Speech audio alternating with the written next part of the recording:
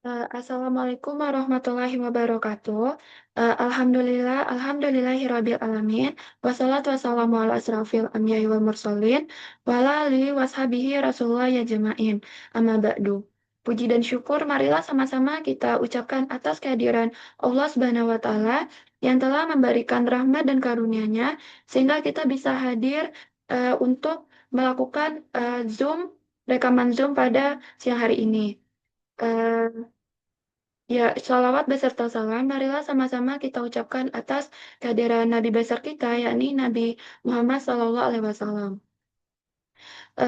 Yang saya hormati, dosen pengampu mata kuliah Filsafat Pendidikan, yaitu Ibu DRA Eldarni MPD.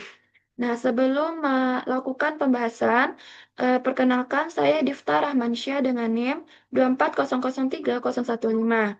Baiklah, di sini saya akan membahas materi terkait problema dan solusi moral dan etika profesional pendidik dan tenaga kependidikan. Adapun alasan saya mengambil materi ini untuk saya bahas yaitu karena materi ini didasarkan pada tingginya urgensi yang membahas persoalan mengenai etika profesional di lingkungan pendidikan, mengingat meningkatnya pelanggaran etik yang dilaporkan dalam beberapa tahun terakhir. Nah, etika profesional itu tidak hanya mempengaruhi perilaku guru, tapi juga dalam mutu pembelajaran serta perkembangannya karakter peserta didik. Nah, oleh karena itu, kajian mengenai problema dan solusinya itu sangat penting untuk dibahas. Nah, tanpa memperlama, langsung saja masuk ke materi pertama, yaitu mengenai pengertian moral dan etika profesional dalam pendidikan. Nah, langsung saja ke poin pertama mengenai pengertian moral, yaitu moral dari secara etimologis berasal dari bahasa Latin, yaitu mores, di mana mores ini yaitu kata jamak dari kata mosyang yang berarti adat kebiasaan. Nah, dalam Kamus Umum Bahasa Indonesia itu disebutkan bahwa moral adalah penentuan baik buruk terhadap perbuatan dan kelakuan. Nah, secara terminologis, moral adalah suatu istilah yang digunakan untuk menentukan batas-batas dari sifat, perangai, kehendak, pendapat, atau perbuatan yang secara layak itu dapat dikatakan benar, salah, baik, atau buruk. Ini saya kutip dari Dalvino Bahri dan Hussein pada tahun 2022. Nah, poin yang kedua yaitu pengertian etika. Nah, secara etimologis, kata etika itu berasal dari bahasa Yunani, yaitu ethos dan etikos. Ethos yang berarti sifat, watak, adat, kebiasaan, tempat yang baik. Nah, etikos sendiri itu berarti susila, keadaban, atau kelakuan dan perbuatan yang baik. Nah, dalam Kamus Umum Bahasa Indonesia, etika diartikan ilmu pengetahuan tentang azas-azas akhlak moral. Dari pengertian kebahasan, ini terlihat bahwa etika berhubungan dengan upaya menentukan tingkah laku manusia. Nah, adapun arti etika dari segi istilah itu telah dikemukakan beberapa ahli dengan ungkapan yang berbeda-beda sesuai dengan sudut pandangnya. Nah, eh, poin yang ketiga itu pengertian etika profesional. Nah, etika profesional itu adalah seperangkat prinsip, norma, nilai, dan standar perilaku yang harus dipatuhi oleh seseorang dalam menjalankan profesinya. Etika ini itu mengatur bagaimana profesional itu bersikap terhadap klien, masyarakat, rekan kerja, dan organisasi agar praktik kerjanya tetap bermartabat, bertanggung jawab, serta sesuai dengan standar moral profesi. Nah, poin yang keempat itu mengenai pengertian profesionalisme guru. Nah, istilah profesionalisme guru ini berasal dari profession. Nah, dalam kamus Inggris Indonesia, profession berarti pekerjaan. Nah, Arifin dalam buku Kapita Selecta Pendidikan mengemukakan bahwa profession ini mengandung arti yang sama dengan kata okupasi atau pekerjaan yang memerlukan keahlian yang diperoleh melalui pendidikan atau latihan khusus. Nah, materi selanjutnya yaitu mengenai permasalahan moral dan etika profesional pendidik serta tenaga kependidikan dan permasalahan pokok kompetensi dan profesionalisme guru. Nah, permasalahan moral dan etika profesional pendidik serta tenaga kependidikan ini muncul dari berbagai bentuk penyimpangan perilaku yang seharusnya dijalankan sesuai dengan kode etik profesi. Nah, masalah yang paling umum adalah kurangnya kedisiplinan, seperti datang terlambat, tidak menyiapkan perangkat pembelajaran, atau tidak melaksanakan tugas mengajar secara optimal, di mana ketidakdisiplinan ini mencerminkan lemahnya komitmen profesional dan menjadi salah satu bentuk pelanggaran etika kerja. Nah, permasalahan lain adalah penyalahgunaan wewenang seperti memanipulasi nilai, intimidasi verbal, serta tindakan kekerasan fisik maupun psikologis yang seharusnya tidak dilakukan oleh pendidik. Nah, tindakan ini tidak hanya melanggar kode etik, tapi juga melanggar hukum. Selain itu, sebagian pendidik masih kurang memahami batas profesionalitas dalam berinteraksi, baik dengan peserta didik, sesama guru, maupun masyarakat. Hal ini termasuk perilaku yang tidak pantas di media sosial ataupun pencemaran nama baik, serta tindakan tidak sopan yang mencederai citra pendidik.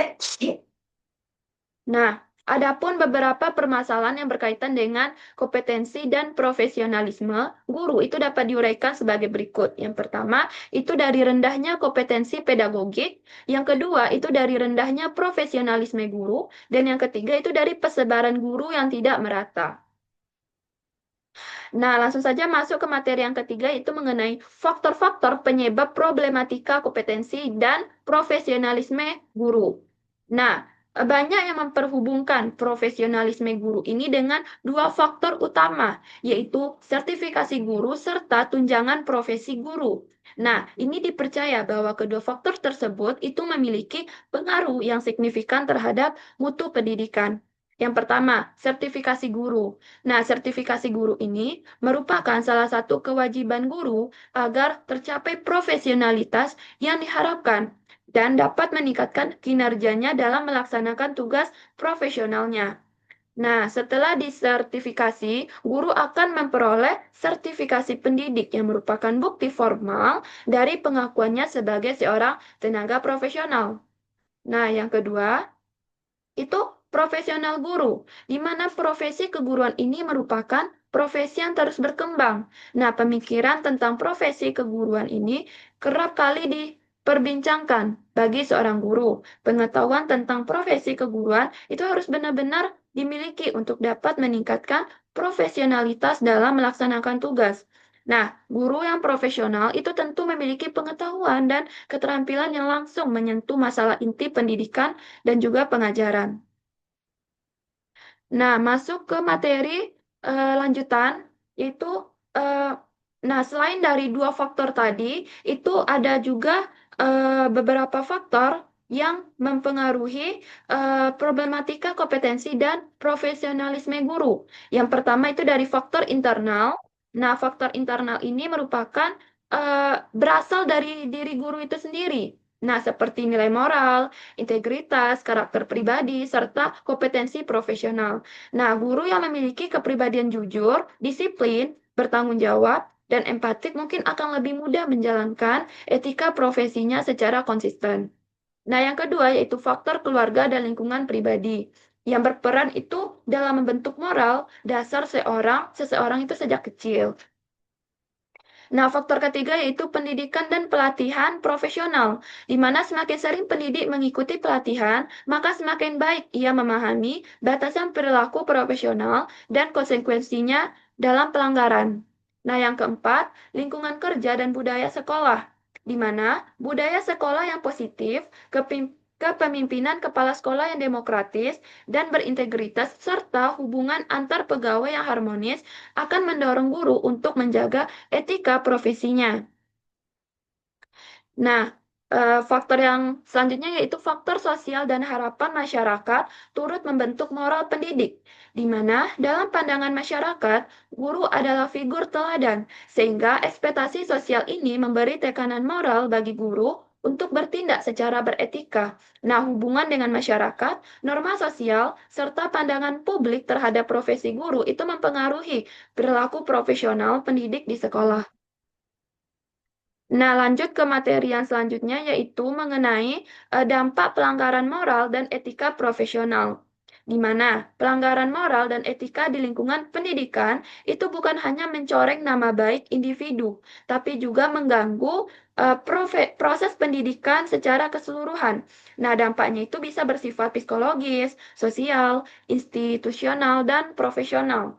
Nah, dampak yang pertama yaitu menurunnya kepercayaan peserta didik dan orang tua, di mana ketika guru melanggar etika, misalnya bersikap diskriminatif, melakukan kekerasan verbal, ataupun memanipulasi nilai, maka kepercayaan peserta didik serta orang tua itu akan sangat menurun.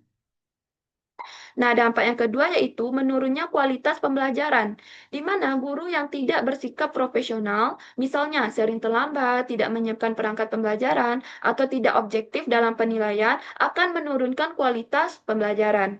Nah, yang ketiga yaitu terjadinya ketidakadilan serta diskriminasi, di mana pelanggaran etika seperti memberikan perlakuan berbeda karena faktor SARA, status sosial, atau kedekatan personal akan menimbulkan ketidakadilan dan membangun lingkungan belajar yang tidak sehat. Dampak yang keempat yaitu terhambatnya pembentukan karakter dari peserta didik, di mana guru adalah panutan moral. Ketika guru menunjukkan perilaku yang tidak etis, misalnya berbicara kasar, tidak jujur, atau bersikap tidak sopan seperti peserta didik, itu maka akan cenderung menirunya. Nah, yang kelima yaitu tergerusnya reputasi sekolah serta lembaga pendidikan. Nah, kasus-kasus pelanggaran etika seperti pelecehan, manipulasi nilai, atau pungutan liar itu dapat menyebabkan nama baik sekolah turun. Nah, eh, menurunkan minat masyarakat untuk mendaftarkan anak ke sekolah tersebut. Nah, dampak yang selanjutnya yaitu konsekuensi hukum dan administratif, di mana pelanggaran moral dan etika eh, itu sering berujung pada sanksi administratif atau bahkan pidana seperti kasus kekerasan, pelecehan, ataupun korupsi dana bos. Yang terakhir yaitu menurunnya profesionalisme dan integritas profesi, di mana pelanggaran etika itu membuat profesi guru dipandang rendah oleh masyarakat dan menurunkan kehormatan profesi pendidik.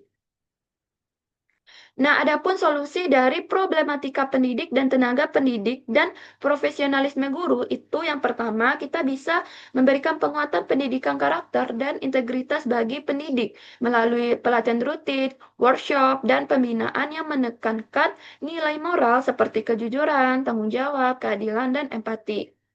Nah, yang kedua itu juga bisa membangun budaya sekolah yang positif, di mana semua pihak itu menjaga disiplin, saling menghormati, dan menegakkan aturan secara konsisten.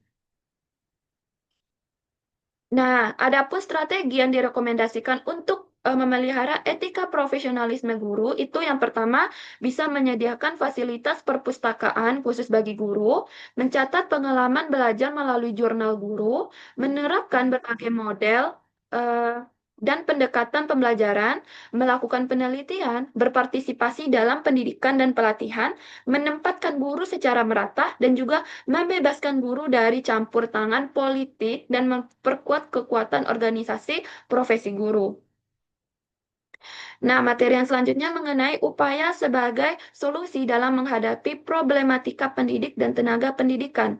Yang pertama, penguatan kompetensi profesional serta etika kerja melalui pelatihan berkelanjutan. Nah, program pelatihan ini itu dapat mencakup peningkatan keterampilan pedagogik, literasi digital, manajemen kelas, serta pemahaman mendalam tentang kode etik profesi. Nah, yang kedua juga bisa melakukan peningkatan kesejahteraan dan kondisi kerja juga menjadi solusi krusial dalam mengurangi berbagai problematika, di mana banyak masalah muncul akibat beban kerja tinggi, kurangnya dukungan, sarana dan prasarana, dan kesejahteraan yang belum memadai serta penguatan supervisi akademik dan pembinaan etika profesi. Supervisi yang dilakukan secara humanis, kolaboratif, dan bukan bersifat menghakimi itu dapat membantu guru merefleksikan praktik pembelajaran dan perilaku profesional mereka. Nah, adapun kesimpulan dari materi saya terkait problematika dan solusi moral dan etika profesional pendidik dan tenaga pendidikan, yaitu di mana problematika moral dan etika profesional pendidik dan tenaga kependidikan itu merupakan isu penting yang sangat mempengaruhi mutu pendidikan, di mana pelanggaran etika seperti kurangnya kedisiplinan, sikap diskriminatif, penyalahgunaan wewenang, serta rendahnya kompetensi pedagogik dan profesional itu dapat berdampak langsung pada proses pembelajaran dan berkembangnya karakter peserta didik. Nah, langsung saja masuk ke biodata diri saya, yaitu nama saya Difta Rahmansyah dengan NIM 2400315, dari jurusan Pendidikan Luar Biasa, tempat tanggal lahir itu di Balai Selasa pada tanggal 6 Juli tahun 2006, asal dari pesisir selatan. Nah, hobi saya di sini yaitu membaca novel, dan yang terakhir cita-cita saya yaitu menjadi seorang dokter. Baiklah, Ibu, mungkin itu eh, terkait pemaparan materi dari saya. Jika ada salah dan pengucapan yang eh, salah, saya mohon maaf. Saya tutup dan saya akhiri dengan wassalamualaikum warahmatullahi wabarakatuh.